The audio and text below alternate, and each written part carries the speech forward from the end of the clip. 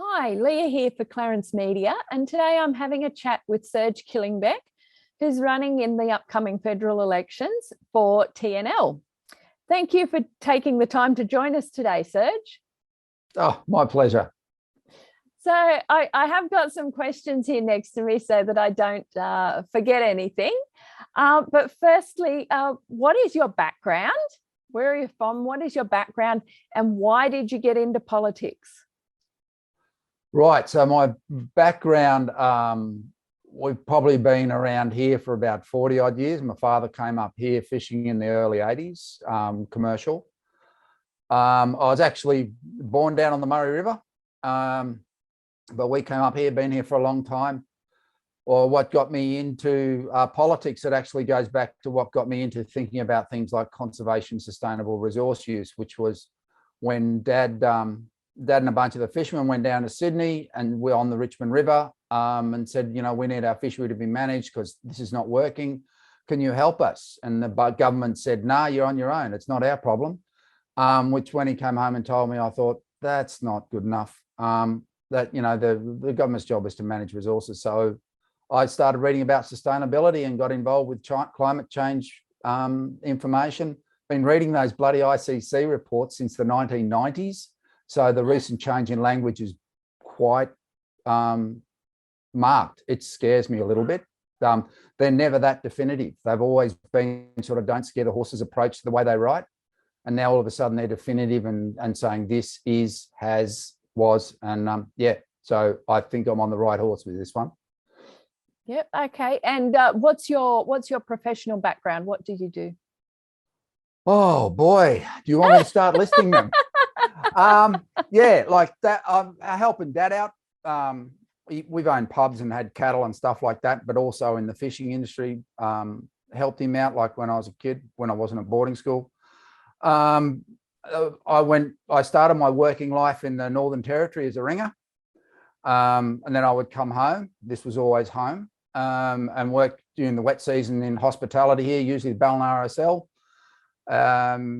With the long-suffering Mick Foster was my bar manager, but I'd leave and come back all the time. I worked for Del Geddes. Some of your older listeners might remember Del Geddes. Del Geddes Winchcombes FGC. I can still say it off the heart.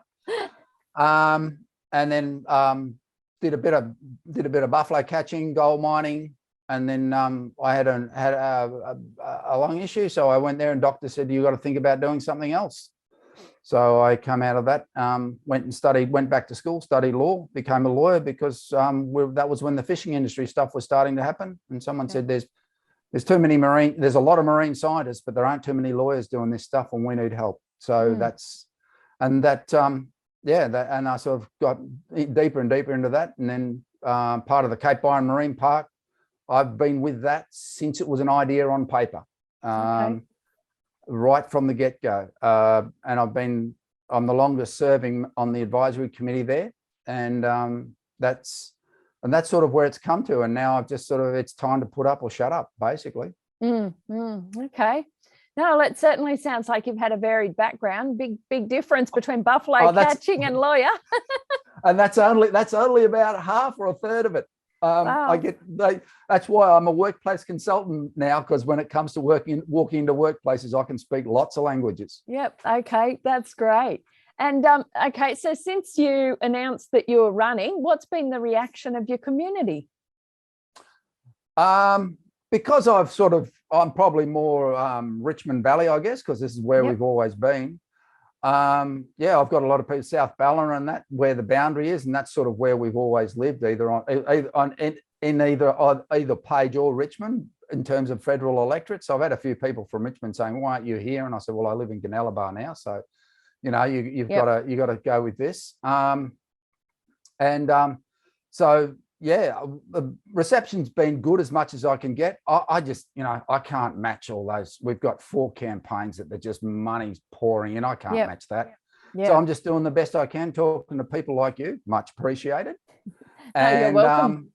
And everybody's known me for years as someone who just sort of, I plant my feet and go, this is what I'm going to do. So I do it. So I think it's been pretty good. I haven't had too many negatives about it. Yep. My boss, who's not interested in politics at all, has said, well, you can go for it as long as it doesn't interfere with your job. So Yep. that's about it. Okay. No, that's great. And look, we want to give everybody an equal chance to have something to say, which is why we're trying to get round and interview everybody that's running, so that people who don't know you from the area that you live in, people in other areas of the electorate can get to know you. Yeah. Oh, so, actually, the last, I just say, Clarence River, the last trawler we had was wasn't built in the Clarence, but it came from the Clarence. Okay. That was actually the last boat I owned. Yep. That was back in the 90s before I went mining. Okay. And it was a Clarence boat, the Namia. Excellent.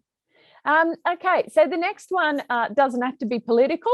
What is your greatest achievement? Good question. At the moment, my greatest achievement, I like the idea with the Cape Byron Marine Park that I think I've done something there that's worthwhile. Yep. It's not probably more legal than political, but I've had a couple of victories where I don't know how the hell I did it, but one little fella and I managed to actually change Commonwealth law and the way business was done. And that's to do with illegal fisheries and things like that, and ballast water and that. And that, I would put them as my those sort of work type experiences. And the first time I managed to sit on a rough horse was a pretty good one too. So, yeah, it's funny how there's things like that that impress us. Or when the buffalo catcher came down the right way up and it was going to go anyway. So yeah, there's been a few of them. Excellent. Oh dear. So back to politics now. Past or present, who do you admire in politics? I'll tell you what's his name? That Snowden fella in the Northern Territory. He's about to retire. He's been impressive. I like the way he gets in, like he looks after his community, and it really doesn't matter what stripe someone is. Yep. And who's that? The bloke from Sydney, Ted Mack. As you know, he always held the line. He seemed to be someone of substance. Yep. And was good for his word. Like he even tried to give some of his super back because he said, I don't need this much. Yep. And they said, well, you can't give it back, which was a kind of weird thing for someone to say. But yeah, but no, I guess generally people like that. I mean, I could say Mahatma Gandhi because he's someone I admired, but then I guess everyone's going to say that. But I genuinely like people, particularly in public life, who actually stick to their guns and are willing to put it all on the line. And I don't think we've got anyone in public life. That's the difference between a leader and a boss. So far with the people that we have interviewed, nobody's said the same person yet. So you can say Mahatma Gandhi because not everybody's going to say that. I read his biography. Everybody's have somebody different. Yeah. It's but they're the sort of people that I guess I would say that I admire in politics. And that what's the bloke from up there in North Queensland? Oh God, I can't remember his name right now. Sorry, I can't help you. I can see his face right now. I admire him too. He's a Liberal Party fella. Okay. And I think he's just absolutely brilliant, even though we'd be on different sides of the fence. Admire him greatly. Yep. Well, there are probably some policies that you would agree on. I'm sure there's some that you would be different on, and some you'd agree on. Yeah, sticking up for your local community is what all of those ones. That's what all of them people have in common. Yeah. Yep. Okay, that's great. So, what is if you had to pick one policy, and I know that's difficult, what would your favourite TNL policy be? Up till a couple of weeks ago, it was the idea with the ICAC, something with teeth, independent, because there's so much of what's going on comes back to inappropriate use of power and influence.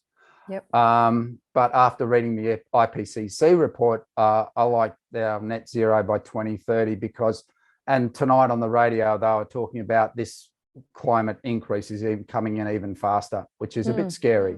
But maybe the ICAC thing, because a lot of even that climate change stuff comes back to inappropriate use of influence and power, stopping what needs to happen, and they're not being called out enough. And independent, and it has to be an administrative commission so it can look at things sort of just this side of the law, which so much of it happens. But yeah, so sorry, I said two, but there you go. Yeah, They're that's the two okay. things that brought me to TNL. Actually, they are. That's okay. Yeah, good. That willingness to have a crack. Yep. Yeah. Okay. And so what is your vision for Page? Oh, my vision per page. A little bit less rain would be good, I think, at the moment. I'm sorry, I don't think the politicians actually have any control over the rain. Oh, there's miracles, isn't there? But anyway, I tell you what, on that Monday, I was looking for a bloke in a long flowing gown and a big beard because I thought he was on his way. You thought Noah Jesus. was coming through with boat? Oh, yeah, I was waiting for him. Mm. And it turned out it was the big SES punt anyway, but anyway, it was close. Yeah, well, my vision for Page is hopefully we can get through climate change. It's an absolutely unique place. It's still one of my most favourite places in the world is up at Protesters Fall. It's just so special. And all these things that, you know, I want to see climate change dealt with and watch this place come alive. I'd like to see the likes of the rivers cleaned up. Yep. And we can do that. These things are all doable. And yeah, my future vision for Page is a sustainable place that, you know, and already mostly does. It treats people with humanity, dignity, where everyone's welcome. One of the most eclectic communities in Australia. I don't want it to change. And yeah, so that's probably it. Probably more of what we've already been doing. Yep. As a community, yeah. Yeah. There are a lot of community-minded people in the area. Oh, there's special, and I like them. There's some really specials, and I love them. They're brilliant. There are, aren't there? Oh, it's got to be. I mean, it's one of those few places, you know, you can the old hippies and the old cowcockies can actually talk to each other even and acknowledge they disagree, you know, that understand that arguments about testing your ideas. It's not about buddy getting cranky with someone. And I love that. Yeah. You can have a discussion without being offended. Absolutely. Like you can agree to disagree. Yeah. Everyone else is usually wrong, but that's okay. Oh dear. And what do you think the greatest challenge is facing the people of Page? Yeah, I told you I was going to be boring before. I'm going to come back and say climate change again. And after that experience of that Monday, and it comes back to that, getting that power and influence out of government so we can get money on the ground, boots on the ground. You know, the money's there. It's clearly there. The way they're spending like a drunken sailor all over the place now, the money's there. You know, let's get it here. So really, I guess the short-term vision is let's get this place fixed, you know, and work out what we've got to do next. And the first thing in terms of what we've got to do next is start letting us know what's about to happen. I like, particularly here, these towns along the Richmond, I don't think we're ready for what comes next. Yep. Because we're not being told that, you know, everyone's too busy in election time. And not finding ways not to spend the money. You know, how do you tell people what's about to happen? They need to be told, and they need to have time to let it settle in and get the hang of the idea. Because this bloody thing, it's not like a bushfire. You're not looking at a pile of ashes going, yeah, well, I know what has to happen next. Yep. You're looking at a house going, why? Yep. And it is government's job to have people ready for what happens next. Yep. And to start talking. We've got to start talking. Yes, it's there are challenging times. There's been a lot of challenging things happen in the last couple of years up here. I'm happy to do the talking in Canberra for them too. Yep. Don't worry. I'm not scared of people who you wouldn't have put your hand up. You wouldn't have put your hand up to run in the election if you weren't happy to do the talking in Canberra. No, never been frightened of someone who likes to let you know how important they are. Yep. That's a challenge to me. That's not something to be scared of. Yep. Excellent. And okay, so what does the future of Page look like if you're elected on the 21st? Like I say, short term, let's get all this climate change stuff fixed up. Let's get our rivers fixed up. That's to me is what Page will look like. Also, because like TNL's, we're just a group of like-minded people more than anything. We all fund our own campaigns. So there's no patrons, there's no sponsors, there's no favours owed. Yep. So I will, the only people I will owe anything to are the people that send me to Canberra, and that's, I guess, more, as I said before, more of the same, with Page being that eclectic community of people who can, work things out. So let's do it, because there's a hell of a thing coming down the track. There's a big thing coming down the pipeline, and we got to be ready for it. And I don't think we are yet, because everyone's too busy trying to show off what a wonderful job they're doing. Yep. So I'll work. I'm not used to being out in front. I'm used to being in behind. So I guess I'll work, even though every now and again I've got to pop my head up somewhere else other than around here. Yeah. Yep. Okay.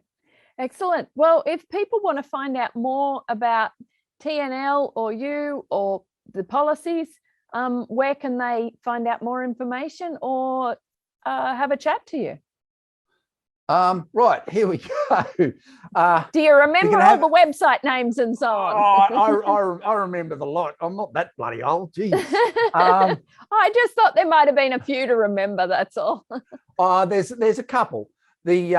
My phone number's 0422 970 871. That is my mobile. So if you call me, you'll get me. Although, please not during work hours. The boss will get bloody cranky with me.